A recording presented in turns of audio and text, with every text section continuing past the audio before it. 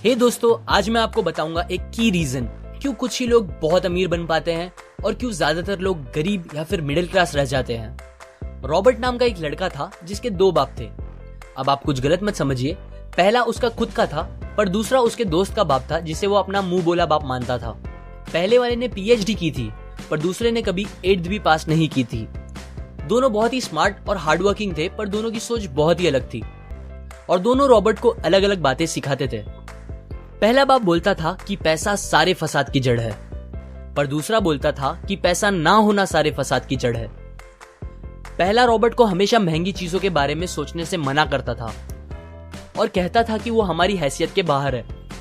दूसरा उसे कहता था कि वो सोचे और अलग अलग रास्ते ढूंढे जिससे वो सारी महंगी चीजें खरीद सके।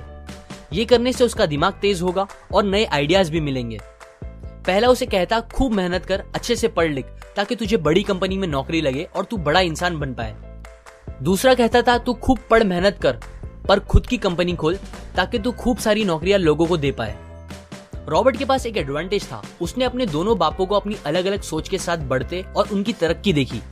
उसने अपना दिमाग लगाया और अपने दूसरे बाप की बातें मानी और फॉलो की, जो कि बाद में मायामी फ्लोरिडा का सबसे अमीर इंसान बना और उसकी सिखाई बातों से उसने खुद करोड़ों कमाए, जबकि उसका पहला बाप जिंदगी भर गरीब रह गया। सबसे इंपॉर्टेंट बातों में से एक बात जो रॉबर्ट ने अपने अमीर बाप से सीखी वो थी फाइनेंशियल लिटरेसी, जिसका मतलब है एसेट्स और लायबिलिटीज के बीच का डिफरेंस जानना।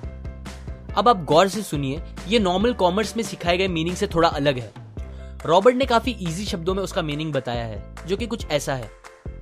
एसेट्स कोई भी वो चीज होती है जो आपको पैसे बना के दे या फिर आपके जेब में पैसे डाले, और लायबिलिटीज वो चीजें होती है जो आपके जेब से पैसे ले ले या आपके पैसे खत्म करे। अमीर लोग इसीलिए अमीर होते हैं बिकॉज वो अपने एसेट्स बनाते हैं, जबकि मिडिल क्लास लोग बस लायबिलिटीज पे खर्च करते हैं। मिसाल के तौर पर रमेश और सुरेश नाम के दो दोस्त थे। दोनों सेम पोजीशन और सेम सैलरी पे काम करते थे। जब भी उन्हें सैलरी मिलती, रमेश अपनी सैलरी से नए कपड़े, नए गैजेट्स, नया फोन, बाइक या कार ऐसी चीजें खरीदता था जो उसे अमीर जैसा फील कराती थी।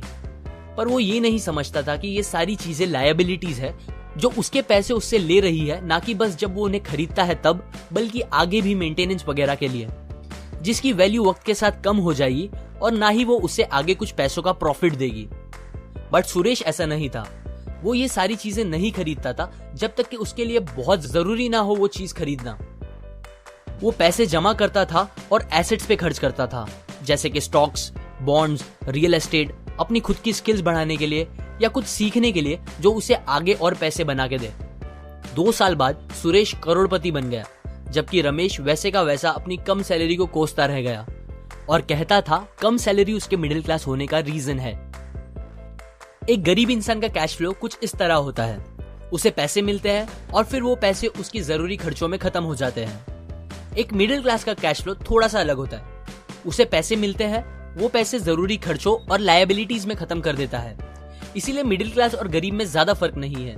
मोस्टली मिडिल क्लास लोगों को लगता है उनका घर उनका एसेट है, पर ऐसा नहीं है। आपका घर आपको पैसे बना के नहीं देता अनलेस आप उसको भाड़े पे दो, जबकि अमीर लोगों का कैश फ्लो ऐसा होता है।